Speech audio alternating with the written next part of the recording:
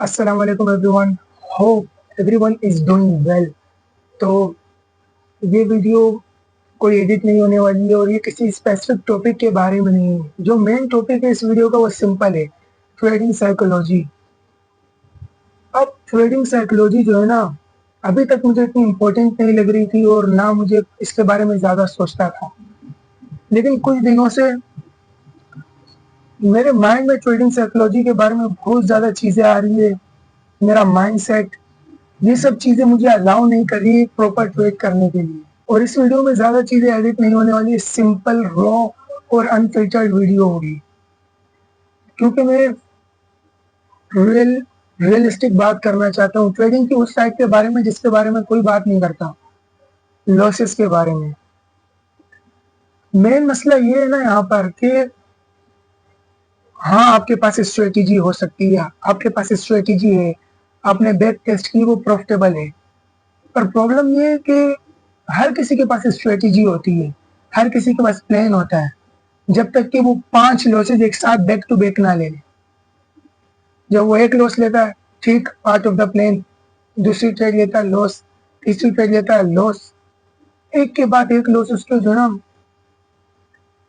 उसकी जो mental capital होता है ना, वो धीरे धीरे कम होने लगती है और बंदे माइंडसेट उस प्रॉपर जगह में नहीं होता टू ट्रेड।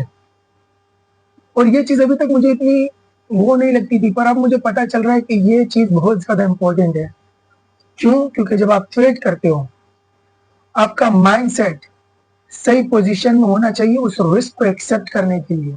और जब कोई बंदा 5 से 6 लॉसेज या 10 लॉसेज भी एक साथ ले लेना और बोलता है I'm done, मेरे को ट्रेडिंग नहीं आती, मेरे को चार्ट पे क्या हो रहा है कुछ भी समझ में नहीं आ रहा, वो समझता है कि बस सब खत्म हो गया, कुछ भी मैंने जो अब तक किया है उसका कुछ फायदा नहीं हुआ है। लेकिन नहीं, तुम्हें फायदा हुआ है, लेकिन हो सकता है मार्केट अभी प्रॉपर कंडीशन में नहीं हो, तो उससे सीख के इम्प्रूव कर सकते हो। लेकिन आपको समझना पड़ेगा, लेकिन जब आप वो लॉस ले रहे हो, आपने वो लॉस क्यों लिया?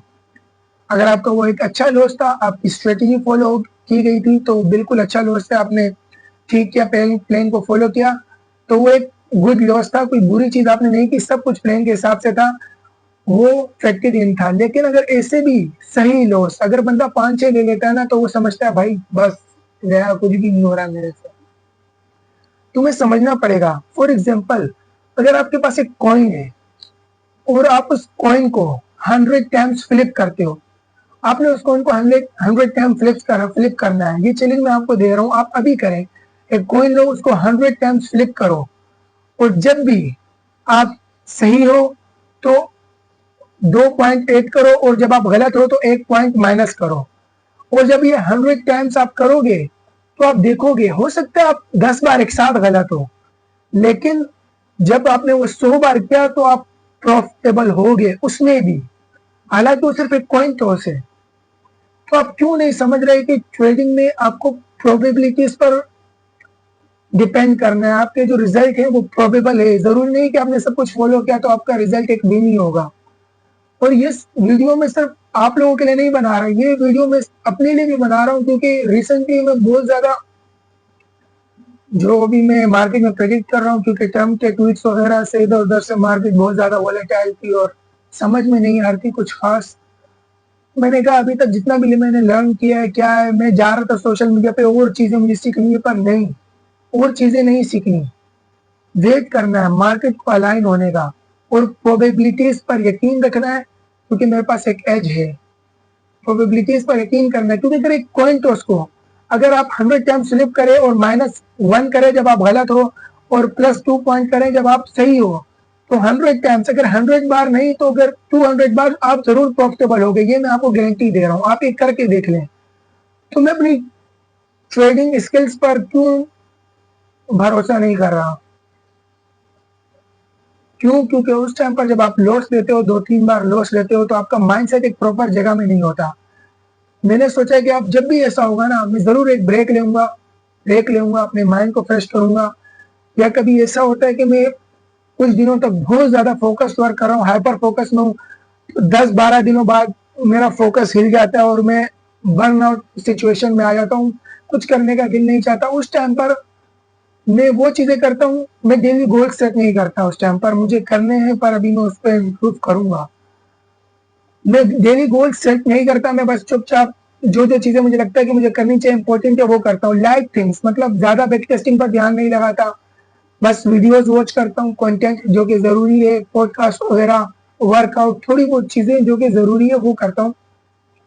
1-2 दिन लगते हैं, जब मैं रिकवर हो जाता हूँ फिर दोबारा से मैं फोकस करना स्टार्ट करता हूँ। तो टॉपिक से थोड़ा हम हट चुके हैं, पर ये रो वीडियो नहीं है तो कुछ कट नहीं होगा इसमें।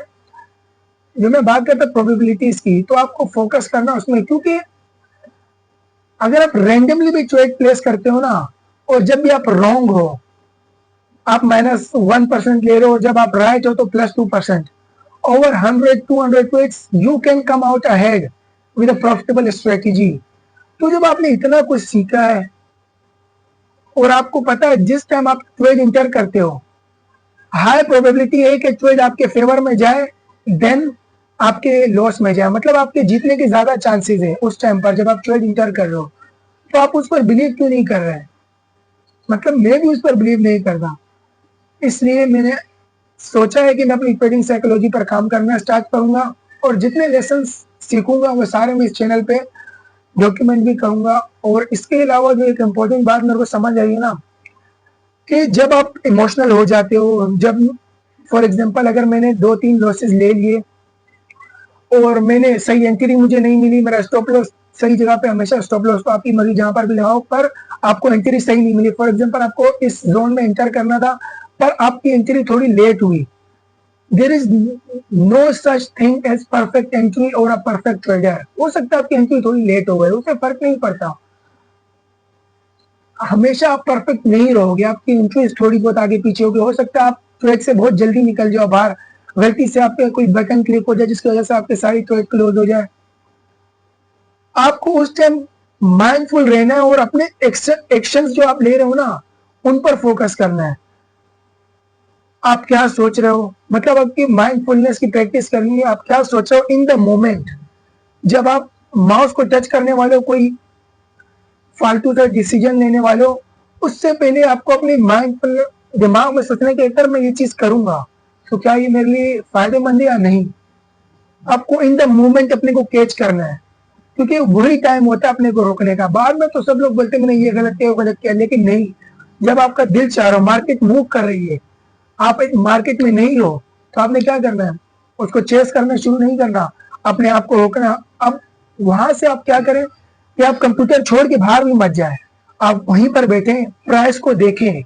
हाँ, ये अनकंफर्टेबल है कि प्राइस तुम्हारे बिना जा रही हो, तुम्हारी एंट्री थी तुमने मिस कर दी और प्राइस बस ऊपर जाती जा रही है, पर आपको वहां बैठना है, प्राइस को देखना है, और आप अनकंफर्टेबल फील करोगे जब आप ये कर रहे होगे ना, अनकंफर्टेबल फील होगा, प्राइस जा रही है मैं अंदर नहीं हूँ, और आपका दिल चाहेगा कि बस एग्जीक्यूट कर लो और कोई रैंडम बकवास जो कि आपके प्लेन में भी नहीं है वो ट्रेड ले लूं। लेकिन आपने वो नहीं करना, आपने अपने अंदर जो अनकंफर्टेबिलिटी आपके अंदर जो अनकंफर्टेबल फील हो रहा है ना उसे कंट्रोल करना है, अनकंफर्टेबल रहना है।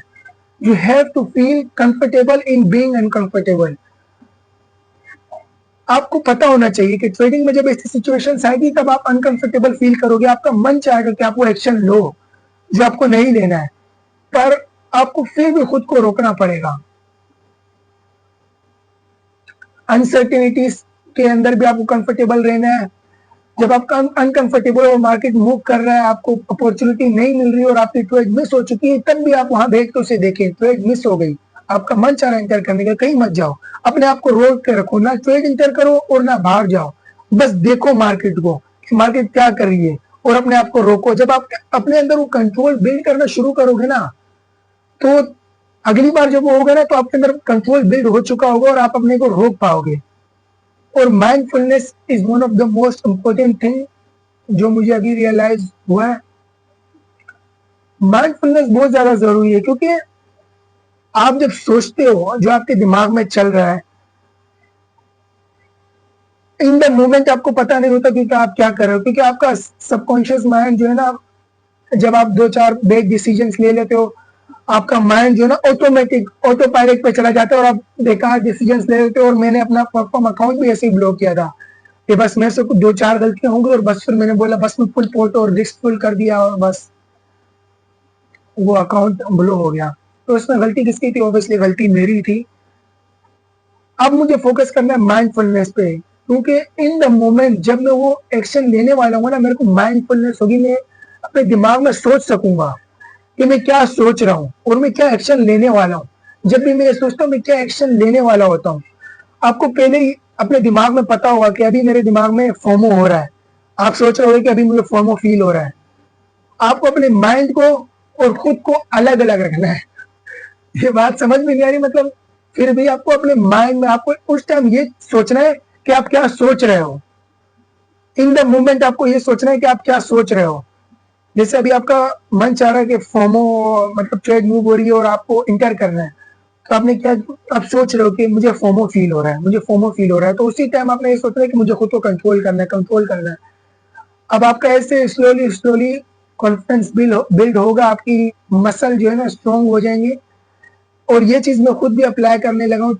एक दो दिनों से मैं उस चीज के बारे में सोचता हूँ जो कि मैं सोच रहा होता हूँ।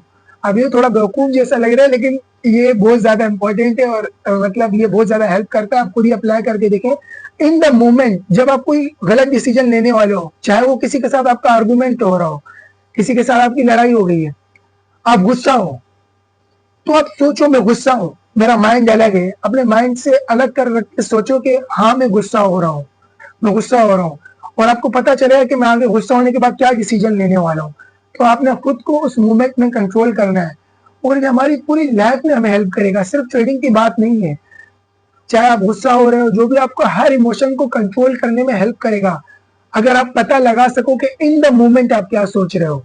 इन द मोमेंट जब आप गुस्सा हो तो आपको पता होना चाहिए कि मैं गुस्सा हूं और मैं कोई फालतू डिसीजन ले सकता हूँ। इन द मोमेंट आपको पता होना चाहिए कि मैं फोमो फील कर रहा हूँ और मैं फालतू ट्रेड ले सकता हूँ।